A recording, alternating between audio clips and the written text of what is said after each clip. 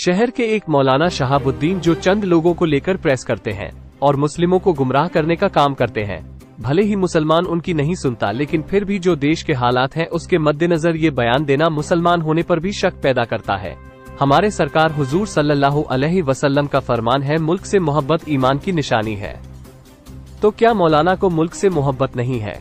अगर मजार और मस्जिदें सुरक्षित नहीं तो इसका जिम्मेदार कौन है? सपा और कांग्रेस तो नहीं है, क्योंकि यूपी में योगी और केंद्र में मोदी, तो शिकायत सपा से क्यों?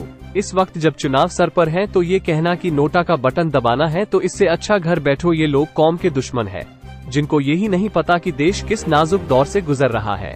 सारी एजेंसीज बीजेपी के कब्जे में है, जो बोलेगा जेल जाएगा। प्रज्वल रबन्ना जैसे लोग, जिसने 2500 से ज्यादा महिलाओं को शिकार बनाया और जर्मनी भाग गया, बीजेपी का प्रत्याशी है। पार्टी के लोगों ने उसके लिए वोट मांगा है। कोई भी महिला, वो किसी भी धर्म की हो, ऐसे पार्टी को वोट नहीं करेगी। इस मुद्दे पर मीडिया चुप है, साहिब चुप है, महिला सांसद चुप है। ये सब जानते हुए भी कि मुस्लिम को निशाना बनाया जाएगा। इस वक्त मौलाना होकर इस तरह के बयान देना, मुसलमानों को बहकाना बड़े शर्म की बात है। मेरी मौलाना को पहले भी सलाह थी और आज भी है कि बीजेपी ज्वाइन करे और वहां जाकर उसका प्रचार करें। और मुसलमानों और दलित वर्ग से निवेदन है कि गठबंधन को ही वोट करे, तभी देश का भला हो सकता है। बरेली से रफी मंसूरी की रिपोर्ट। कई तरीके के लोग विरोध कर रहे हैं, कहीं ना कहीं काफी उससे नुकसान हो रहा है, क्या कहना चाहेंगे आप? देखिए, हमारे जो शहर में है मौलाना शहाबुद्दीन, वो कुछ चंद लोगों को अपने साथ लेकर बैठते हैं और ये कहते हैं कि हमारे साथ उलेमा इकराम है और आपको गठबंधन को वोट नहीं देना है, आपको सपा को, कांग्रेस को वोट नहीं देना है। तो मेरा सवाल उनसे है, फिर वोट देना किसे है? तो इसका जवाब मिलता है कि आप नोटा को वोट दीजिए। क्यों हम धूप में जाकर नोटा दबाने के लिए जाएंगे? क्या हम अपने वोट का अधिकार इस तरह करेंगे कि वहाँ जाके नोटा दबा दें? मैं इनसे पूछना चाहती हूँ कि आप साइलेंट होकर बीजेपी को सपोर्ट क्यों कर रहे हैं? आप खुलकर कहिए ना कि बीजेपी को वोट दीजिए। फिर ये इनका कहना है कि मज़ार शहीद हो गया, समाजवादी नहीं बोली। मैं ये पूछना चाहती हूँ कि प्रदेश में सरकार किसकी है? सेंटर में सरकार किसकी है? क्या कांग्रेस की सरकार में मज़ार तोड़े गए थे? क्या समाजवादी की सरकार में मज़ार तोड़े गए थे? फिर कहना है कि समाजवादी बोलती नहीं है।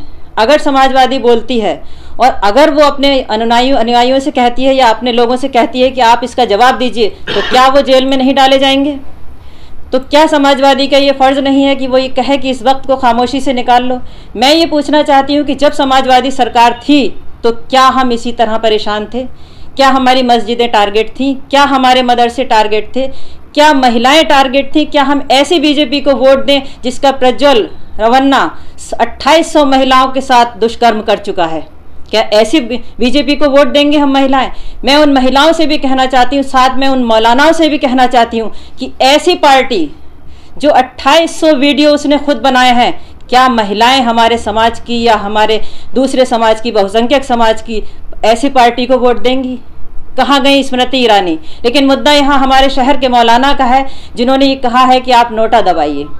तो मैं ये पूछना चाहती हूँ कि आप कुछ ऐसी कमियां गिनाइए या ऐसी खूबियां गिनाइए कि हम बीजेपी को वोट दें। आपने सीधा टारगेट कर रखा है कि समाजवादी को वोट देना नहीं है, और फिर मुल्क से मोहब्बत करना, यह हमारे सरकार दो आलम सल्लल्लाहु अलैहि वसल्लम का फरमान है कि ईमान की निशानी है मुल्क से मोहब्बत करना। क्या आपको नहीं पता है कि मुल्क में क्या हालात हैं?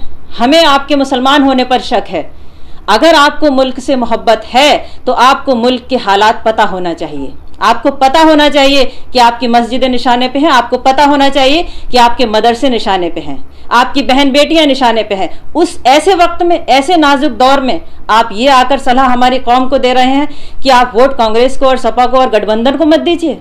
तो मैं उनको नेक सलाह ये देना चाहती हूँ कि एक तो आपकी कोई मानेगा नहीं, क्योंकि आपकी सलाह गलत है, और फिर भी अगर आप ये थोपना चाहते हैं कि मुसलमान हमारी बात मानेगा, तो आपको नेक सलाह है कि आप या तो अपनी ज़बान बंद कर लें, या मन्नानी मियाँ से मैं गुजारिश करती हूँ कि ऐसे लोगों को अपनी जमात से हटा दें। अच्छा, वो कह रहे हैं कि मुसलमानों का सम्मान नहीं हो रहा है, गठबंधन की बात की जाए। मुसलमान का अगर सम्मान हो रहा है या नहीं हो रहा है वो एक अलग बात है, लेकिन हमारी जो मस्जिद टारगेट है, हमारे जो मदरसे टारगेट है, मैं उस पर बात करना चाहती हूँ ना। कहाँ मुसलमान का सम्मान नहीं है? आप समाजवादी सरकार में देखिए ना, कहाँ मुसलमान का सम्मान नहीं था। कांग्रेस साहब की फोटो नहीं थी राजनीति, एक आजम खां के ऊपर पूरी राजनीति नहीं चलती, हम भी उनसे सिंपैथी रखते हैं, लेकिन आजम खां के इर्द गिर्द समाजवादी या राजनीति हमारी नहीं चलती। हमें क्या है, हमें देश के हालात बदलना है, हमें सरकार बदलना है, हमें इंडिया गठबंधन की ज़रूरत है। और हमारे बीच एक ऐसा प्रत्याशी आरन साहब के रूप में हमें मिला है जो हर तबके का सम्मान करता है। ये मैं नहीं कर रही कि मैं कांग्रेस की बात कर रही हूँ या समाजवादी की बात कर रही हूँ। उस व्यक्ति ने हर तबके का सम्मान करा है, हर क्षेत्र का विकास करा है। एक फैमिली वाला बंदा है, लड़कियों का, बेटियों का बाप है, तो बच्चियों की और महिलाओं की जो सम्मान करता है वो भी करता है। अब मुद्दा क्या है यहाँ पर समाजवादी का या मौलाना लोगों का मुद्दा क्या है कि जब अखिलेश यादव आए तो मंच पर 2-4 दाढ़ी वाले लोग होना चाहिए। ये मुद्दा जो मौलाना लोग हैं उनका है। मैं नहीं मानती इस बात को, मैं इस बात को बिल्कुल नहीं मानती। अगर आप जाएंगे तो शिकायत मेरी है कि मुझे क्यों नहीं मंच पर बुलाया, कोई दूसरा जाएगा उसकी शिकायत है उसे मंच पर क्यों नहीं बुलाया। तो मंच पर तो अकेला नेता ही काफ़ी होता है। ये वो लोग शिकायत करने लगे हैं जिनको ये मंच पर नहीं बुलाया जाता है। तो यहाँ मंच की राजनीति नहीं होना है, यहाँ हमें देश और सरकार को बदलने की राजनीति होना है। जिस तरह निकाय चुनाव में भी इन्होंने बहुजन समाज पार्टी के प्रत्याशी को समर्थन देने की बात करी, तो हिंदू मुस्लिम का बयान दिया था कि हिंदुओं का आज तक मेयर बना है, मुसलमान मेयर नहीं बना है यहाँ पे बरेली में। उसे आपके नजरिए देखती हैं, मौलाना किस नजरिए से आप लोगों को हुक्म दे रहे हैं? देखिए मौलाना, पहली बात तो मैं नहीं मानती किसी बात मौलाना की कि मौलाना हुक्म दें या हमसे ये कहें। मुसलमान भी उनकी बात नहीं मानता। वो सिर्फ वो राजनीति करते हैं जहाँ उनका फ़ायदा होता है। उनको बीएसपी का कैंडिडेट फ़ायदा पहुँचाता है वो उसके लिए कहने आ जाते हैं, उनको कांग्रेस का फ़ायदा पहुँचाएगा उसको कहने आ जाएंगे। अब उनको बीजेपी के कैंडिडेट से ज़्यादा फ़ायदा मिल रहा है, इसलिए वो बीजेपी के कैंडिडेट मिलता है। देखिए सीधा सीधा राजनीति में एक तो पावर चाहिए होती है, दूसरे पैसा चाहिए होता है। अगर जो इंसान बिकने वाला होता है, आप किसी को भी दे दीजिए बिक जाएगा, कोई भी इंसान बिक जाएगा। तो क्या मौलाना लाल बत्ती के लिए सब कुछ कर रहे हैं? हाँ क्यों नहीं भाई। मौलाना को मैं समझती हूँ मौलाना साहब का काम होना चाहिए इस्लाम को फैलाना। मुझे इस्लाम नहीं आता, आपको ज़्यादा आता है, आपके आगे काफ़ी सारी डिग्रियां लगी हुई हैं, तो आपका काम तो इस्लाम को फैलाना है, इस्लाम को बताना है, ना कि राजनीति में दखल अंदाजी देना। और दखल अंदाजी भी आप कैसे वक्त पर दे रहे हैं जब देश के हालात कितने नाजुक हैं। सारी संस्थाएं बीजेपी ने अपने कब्जे में कर रखी हैं। जो बोलता है उसको जेल में डाल दिया जाता है, जो नहीं बोलता है उसको खामोश करके बैठा दिया जाता है, तमाम तरह की बातें हैं। दूसरे, मैं आज ख़ास तरीके से ये कहना चाहती हूँ कि एक ऐसा बंदा जिसका नाम मैंने भी प्रज्वल का लिया कर्नाटक में, 2800 वीडियो उसकी बनी है, स्मृति ईरानी के नाम से एक बोल नहीं फूटा, मेन स्ट्रीम मीडिया में इसकी बात ही नहीं चल रही है। अगर यही कांड किसी कांग्रेसी ने किया होता, यही कांड किसी सपा वाले ने, गठबंधन वाले ने किया होता, तो आप मुझे जवाब दीजिए क्या main stream media first headline नहीं चलाता? तो ये दोगला व्यवहार क्या मुझे ही दिखता है? क्या मौलाना को नहीं दिखता? क्या आप लोगों को नहीं दिखता? सबको दिखता है ना। तो हमें इस देश की सरकार को बदलने का मुद्दा है, ना कि ये मुद्दा है कि मुसलमान के साथ क्या हो रहा है। जब देश बदलेंगे, हालात बदलेंगे, सरकार बदलेगी, तो मैं समझती हूँ हर कौम का, हर जाति धर्म का भला होगा। तो थोड़ा सा मौलाना को ये समझना चाहिए कि आप इस नाजुक दौर में इस तरह की बकवास क्यों कर रहे हैं।